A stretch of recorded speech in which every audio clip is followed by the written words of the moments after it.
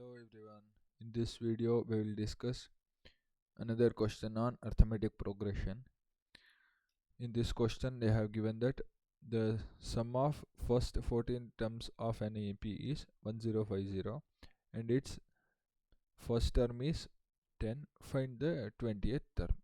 ये 20 हमें कैलकुलेट करना है यूजिंग ये एंड यस 14 है ना. For that we will first write given yes 14 is equal to 1050 and a is equal to 10.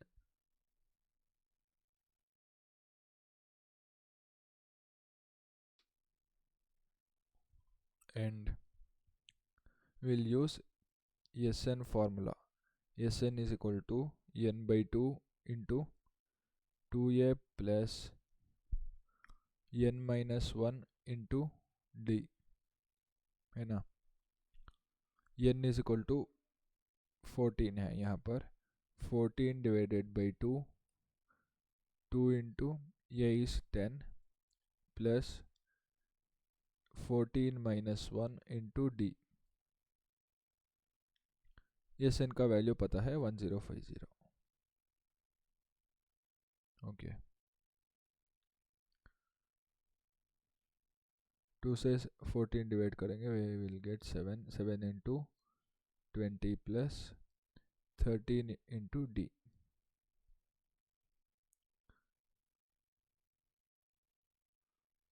यहाँ पर है 1050. अभी 7 को राइट लेफ्ट हैंड साइड लेंगे. 1050 divided by 7 is equal to 20 plus 13d.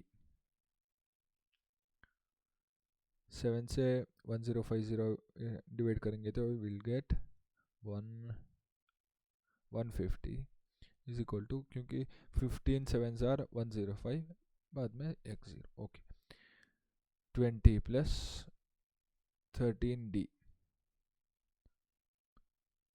20 को लेफ्ट हैंड साइड लेंगे. 150 minus 20 is equal to 13d. Therefore 13d is equal to 130. d is equal to 10. या और एक स्टेप लिखे भी कर सकते हैं. d is equal to 130 by 13. d is equal to 10. Using this value of d, we'll calculate ये 20.